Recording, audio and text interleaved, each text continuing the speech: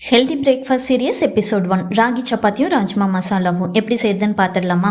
3/4 cup அளவுக்கு ராஜ்மா எடுத்து 6லேருந்து 8 மணி நேரம் வரைக்கும் ஊற வச்சிடலாம். அதை நல்லா கழிஞ்சிட்டு தண்ணியை வடிச்சிட்டு குக்கரில் சேர்த்திட்டு 1 கப்லேருந்து 1.5 கப் அளவுக்கு தண்ணி ஊற்றி தேவையான அளவு உப்பும் போட்டு 4லேருந்து 5 விசில் வர வரைக்கும் வச்சு எடுத்துக்கலாம். சைட் பை சைட் ராகி சப்பாத்தி செய்யறதுக்காக 2 கப் அளவுக்கு ராகி, 2 கப் அளவுக்கு கோதுமை மாவு, இதுக்கு தேவையான அளவு உப்பு, தண்ணி சேர்த்து நல்லா சப்பாத்தி பதத்துக்கு பிசைஞ்சு வச்சுக்கலாம்.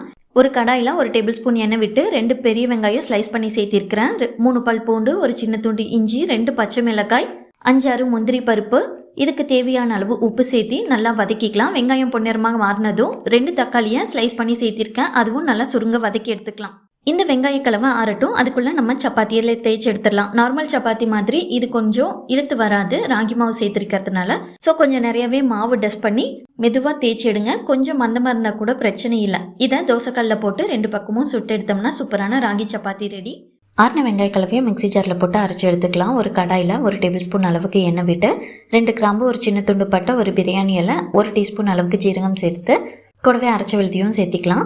1/2 டீஸ்பூன் மஞ்சள் தூள், 1 டீஸ்பூன் மிளகாய்த்தூள், 1/2 டீஸ்பூன் கரம் மசாலா, 1 டீஸ்பூன் மல்லித்தூள் எல்லாத்தையும் சேர்த்து நல்லா கலக்கி விட்டுருங்க. இந்த கிரேவிக்கு தேவையான அளவு தண்ணியும் விட்டு மீடியம் ஃப்ளேமில் ஒரு 10 நிமிஷம் கொதிக்க விட்டுடலாம். ராஜ்மா நல்லா வெந்துடுச்சான்னு பார்த்துட்டு அதையும் நல்லா மசிச்சு எடுத்துட்டு கூட சேர்த்திக்கோங்க. நல்லா எல்லாமே கலந்து கொதிக்க வந்த பிறகு கடைசியாக கொஞ்சமாக கஸ்தூரி மேத்தி, கொத்தமல்லி தழை தூவி இறக்கலாம். சூப்பரான ராஜ்மா மசாலா ரெடி.